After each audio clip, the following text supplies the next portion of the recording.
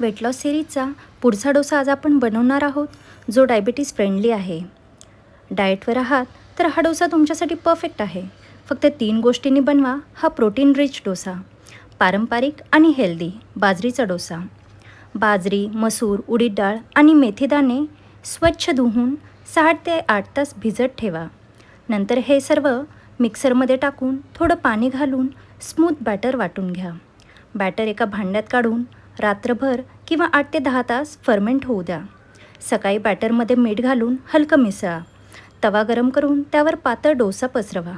थोडं तेल लावून दोन्ही बाजूंनी छान कुरकुरीत भाजून घ्या.